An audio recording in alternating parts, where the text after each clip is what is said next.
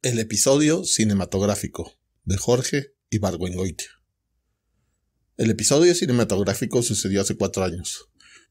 Yo estaba embargado y mi aventura con Ángela Darley había entrado en una etapa negra. Una noche me salí de su casa olvidando, o mejor dicho, fingiendo olvidar, la cabeza etrusca que ella me había regalado después de tantos ruegos de mi parte.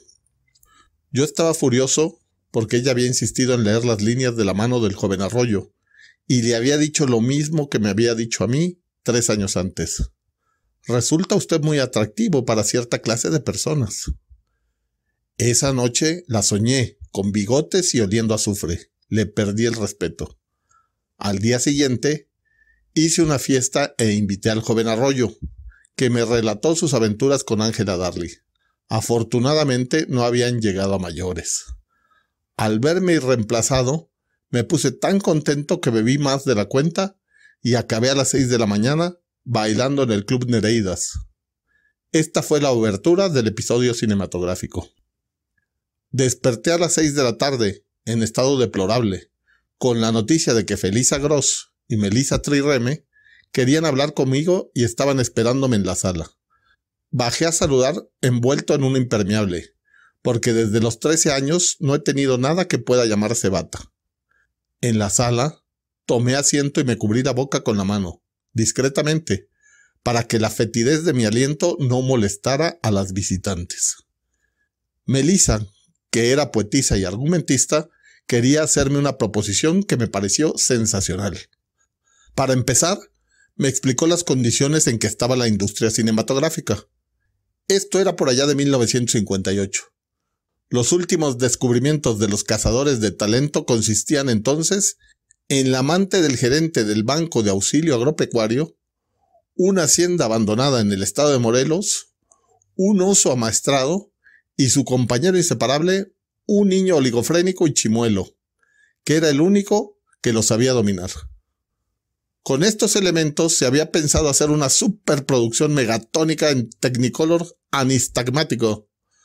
Hacía falta un buen argumento y para confeccionarlo se había pensado en formar un equipo de primera, con ella, Melissa Trireme, yo y Juan Cartesio, el filósofo y ensayista.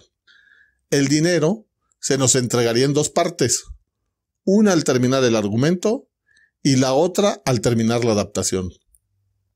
Urgía ponerse en acción, porque el director, en un arrebato de celo completamente injustificado, ya se había ido al estado de Morelos a buscar locaciones, a pesar de que no sabía de qué iba a tratar la película.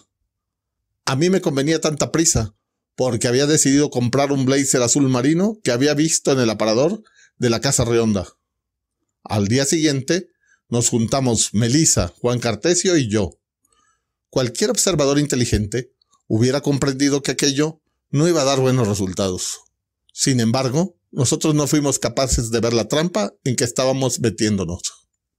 Primero, había que encontrar un tema. Yo propuse la vida de Sor Juana Inés de la Cruz, que bien podía ser representada por la amante del gerente del Banco de Auxilio Agropecuario y que podía desarrollarse en una hacienda abandonada en el estado de Morelos. Pero tanto Cartesio como Trireme me objetaron.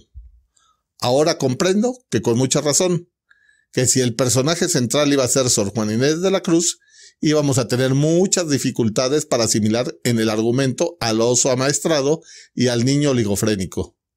Sin embargo, aquella noche insistí tanto en defender mi idea que ellos se impacientaron y acabaron por ignorar mis argumentos. Al ser que no me hacían caso, me ofendí tanto que me levanté de la mesa. Estábamos en casa de Trireme. Entré a la cocina y me hice un huevo frito. La siguiente reunión fue todavía más desagradable. Decidí no hablar y, provisto de unas hojas de papel y un lápiz, me dediqué a hacer una serie de dibujos pornográficos. Mientras dibujaba, los oía discutir si el tema había de ser de gitanos, de peregrinos, de cirqueros, de charros, de psicoanalistas o de asesinos. Por fin se pusieron de acuerdo y fabricaron un argumento mientras yo seguía dibujando. Cuando me preguntaron mi opinión, tenía la cabeza tan despejada que destruí en un cuarto de hora lo que ellos habían confeccionado en 3. Esta vez Ellos fueron los que se molestaron y se fueron a la cocina a hacer huevos fritos. Durante la siguiente sesión nocturna me dormí. Y no solo me dormí, sino que babié sobre la mesa de Melissa Trireme. Cuando abrí los ojos, ella me miraba fijamente llena de odio. Supongo que en ese momento decidió jugarme la mala pasada que me jugó 2 días después. Me dijo que Arturo de Córdoba estaba interesado en actuar en una comedia. Los elementos eran Arturo de Córdoba, un paisaje alpino, un hotel de lujo y una mujer joven, que todavía no se sabía si iba a ser Amadís de Gaula o Pituca de Foronda. Ahora bien, ellos dos estaban muy ocupados haciendo el argumento de Entre el cielo y el río. Así que, ¿por qué no me iba yo a mi casa a hacer un argumento para Arturo de Córdoba?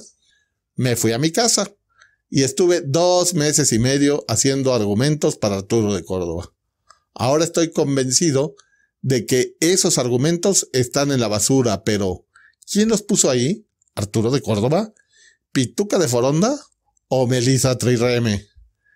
Cuando terminó la etapa de Arturo de Córdoba, volví a las reuniones nocturnas. Las cosas habían cambiado. Melissa tenía un conflicto sentimental que le exigía hacer llamadas telefónicas de 2 horas y media. Mientras ella telefoneaba, Juan Cartesio y yo íbamos a la cocina a beber cubas libres y a platicar de nuestras frustraciones. Hace 2 años que no escribo nada que sea mío, decía Juan. La obra se había modificado varias veces, porque afortunadamente el oso amaestrado había muerto y había sido sustituido por un joven que cantaba. Por consiguiente, la película había pasado de cirqueros a ser de charros.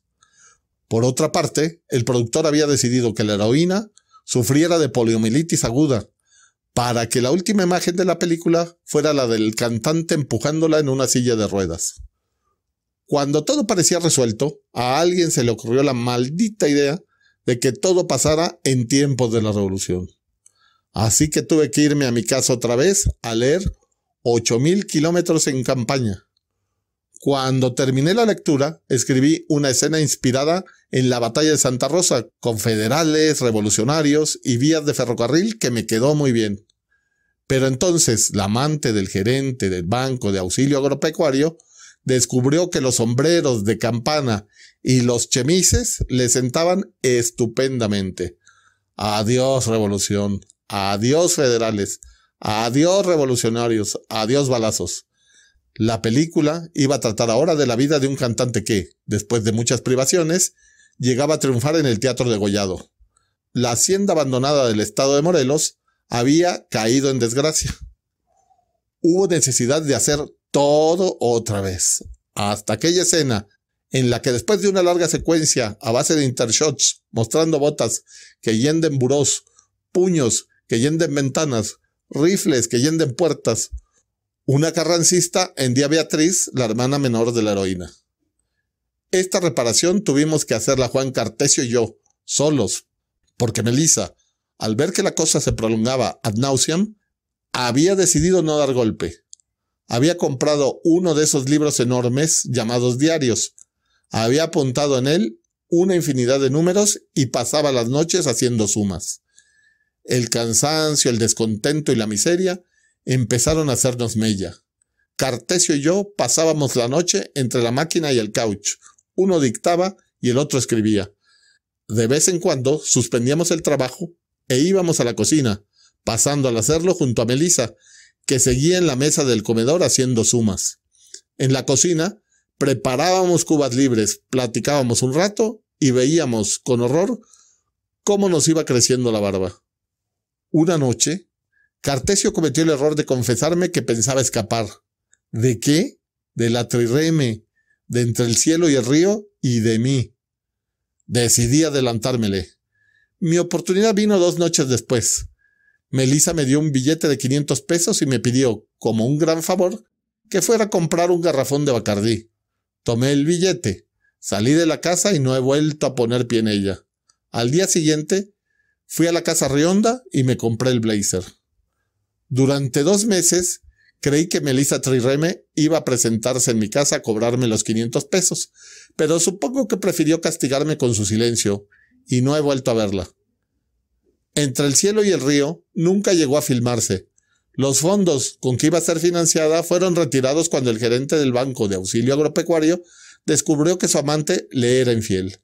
Melissa es ahora eminencia gris en la Secretaría de Catastro y Prevención. El joven cantante fue atropellado por un tranvía en la avenida Cuauhtémoc. Juan Cartesio vive muy lejos, en un destierro voluntario y honorable. Solo quedo yo, que de vez en cuando hago argumentos para el cine. Jorge Ibargüengoitia nació en Guanajuato, México en el año de 1928 y murió en Mejorada del Campo, Madrid en 1983. Su estilo se caracteriza por la ironía, el humor y la farsa que utiliza para romper con los convencionalismos e idealizaciones en los temas históricos de héroes nacionales o de la idiosincrasia mexicana e hispanoamericana. Sus obras más recordadas son Los Relámpagos de Agosto y Maten a León. En el cuento El episodio cinematográfico, escrito en 1967, Ibargüengoitia luce su estilo irónico para retratar por un lado la pobreza de la industria cinematográfica, regida por intereses banales, y por el otro la mentalidad de los personajes, oportunistas, perezosos y superficiales.